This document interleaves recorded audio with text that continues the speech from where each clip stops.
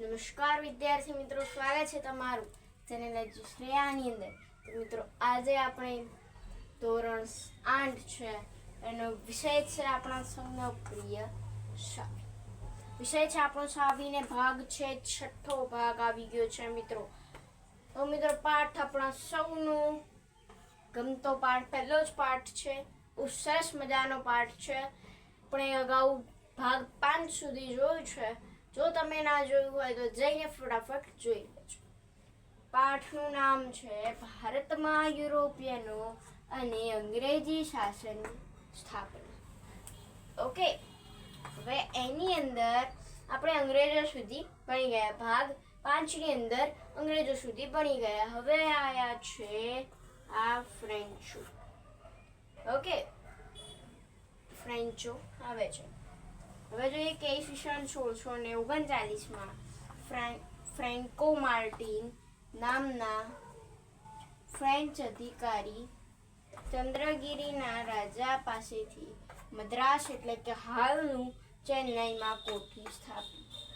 Okay, એટલે કે આ જે ઈસવીસન ફ્રેન્ચો જે છે એમને ઈસવીસન 1639ની અંદર એમનો જે આ ફ્રેન્ચ અધિકારી હતો જેનું નામ છે ફ્રેન્કો માર્ટિન. આ નામ યાદ રાખજો કે જે એક ફ્રેન્ચ અધિકારી હતો ફ્રેન્કો માર્ટિન, એને આ જે ફ્રેન્ચ અધિકારી જે આ હતો ફ્રેન્કો માર્ટિન એ ફ્રેન્ચ અધિકારી હતો. તેણે ચંદ્રગિરીના રાજા, ઓકે, ચંદ્રગિરી જે છે એના રાજા છે એની પાસેથી આ મદ્રાસ એટલે કે હાલનું અત્યારનું ચેન્નઈમાં કોઠી સ્થાપી.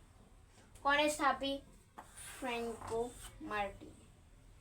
ઓકે, આગળ જોઈએ ક્યારે સ્થાપી તો કે 1639. ઓકે, આગળ છે કે ઈસવીસન 1664માં ફ્રેન્ચ ઈસ્ટ ઇન્ડિયા કંપનીની સ્થાપના થઈ.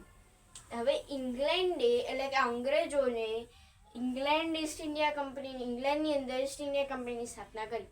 હવે આ ફ્રેન્ચોએ પણ એક એવી કંપની બનાવી, ફ્રેન્ચ ઈસ્ટ ઇન્ડિયા કંપની. એનું નામ આપ્યું French East India company. Okay, ક્યારે સ્થાપી? 1664ની અંદર. નામ શું આપ્યું? તો ફ્રેન્ચ ઈસ્ટ ઇન્ડિયા કંપની. આગળ જોઈએ ઈસવીસન 1668માં સુરતમાં તેમણે પ્રથમ કોઠી સ્થાપી. ગુજરાતની અંદર આજે ફ્રેન્ચો છે તે ઘૂસી ગયા અને એમણે 1668ની અંદર સુરત ખાતે તેમણે પ્રથમ કોઠી સ્થાપી. ઓકે મિત્રો, ક્યાં સ્થાપી? તો કે સુરતમાં. ક્યારે સ્થાપિત? 1668માં. તેનું મુખ્ય મથક મછલીપટ્ટનમ રહી ગયું.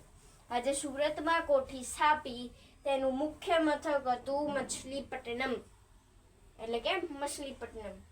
હવે આગળ છે કે ઈસવીસન 1613માં તેમણે પોંડુચેરીની સ્થાપના કરી. આ પોંડુચેરી જે છે એક પ્રદેશ છે તેની આ ફ્રેન્ચોએ સ્થાપના કરી. પોંડુચેરી ક્યારે? તો 1673ની અંદર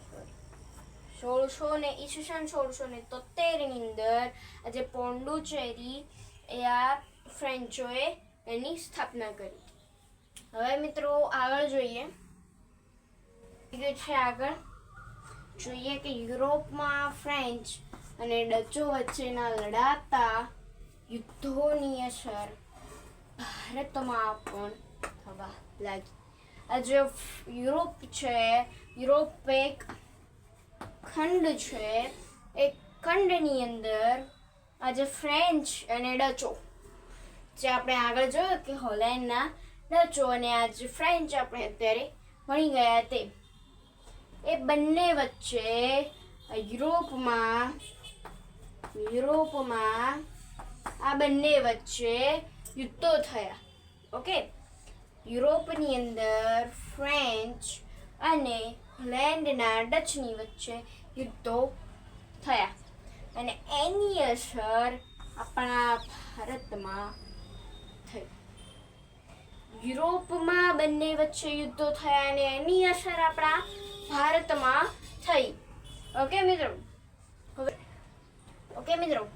તો મિત્રો જો આ વિડીયો તમને ગમે હોય તો આ વિડીયોને ફટાફટ લાઈક કરી દેજો, એજ્યુશ્રેયા ચેનલ ફટાફટ સબસ્ક્રાઈબ કરી દેજો અને ધોરણ 8ની અંદર ભણતા બધા જ વિદ્યાર્થીઓને આ વિડીયો શેર કરી દેજો.